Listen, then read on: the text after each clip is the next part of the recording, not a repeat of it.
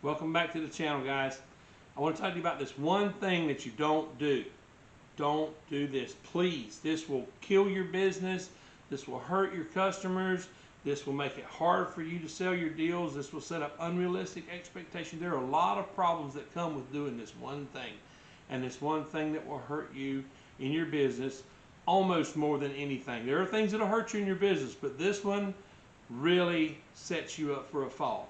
So whenever you're talking to your sellers, whenever you are dealing with your customers, and let's just say a deal you consider marginal, or a person that may be hard to work with, or any number of things that may make you feel a certain way about a deal, one thing you don't want to do, you don't want to lie to your customers.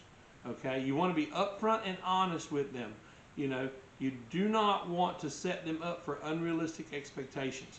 Don't sign a contract on that property if the numbers don't work.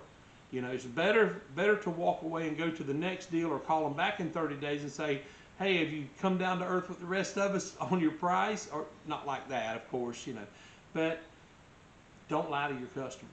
Just walk away from the deal, go look for another deal, call them back in 30 days. Hey, did you consider my offer? Oh, you got your house under contract? Just because they got it under contract don't mean it's going to close. And you don't want to be that person. You don't want to be the one that takes the house, gets it under contract, and can't close. So be realistic with your numbers, extremely realistic, even conservative with your numbers.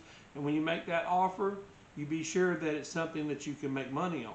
So don't lie to your customers and tell them, oh, I'm going to do this, I'm going to do that, I'm not going to do this, I'm not going to do that. Now, do you have to tell them everything?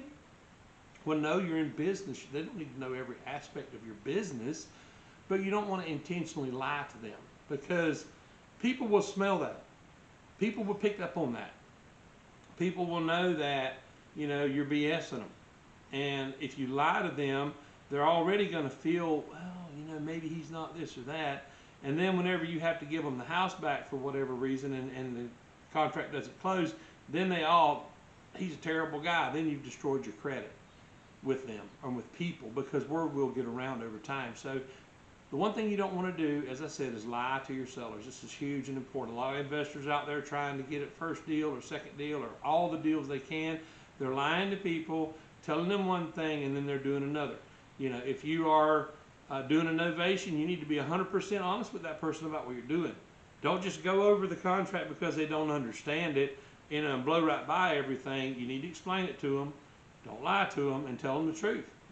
What you're going to do, what your intentions are, so that whenever things happen, they'll be well informed, or don't happen, they'll be well informed, and they'll understand without holding it against the industry. Because right now in the wholesaling industry especially, we have a lot of properties that are going under contract, and they are coming back to the sellers because people are out there, they're not trained properly, they're making bad offers, they can't dispose their property, they can't sell it to another to a rehabber or to another person, because their numbers are just not matching up. And hey, when you're selling to these rehabbers, man, they're smart.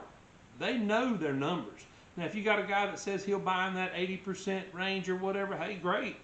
Make higher offers if you think that's what you need to do.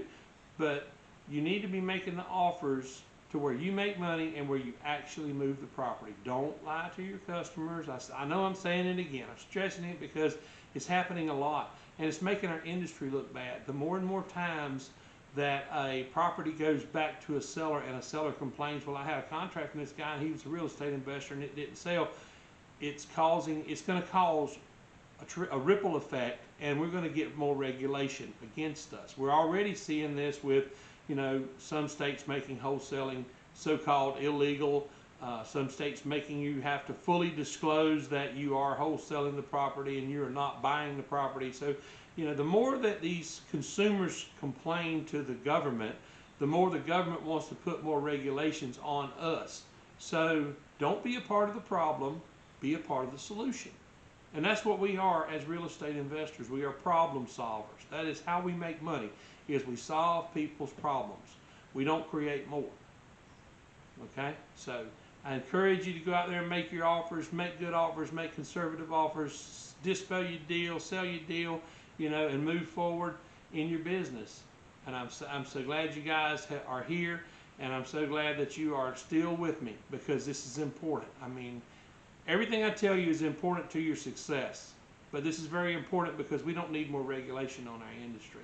So check us out, you know, House Flipping Masters, Ken Turk, REI Coach on YouTube, or just look up Ken Turk on YouTube. And I'll see you guys on the next video.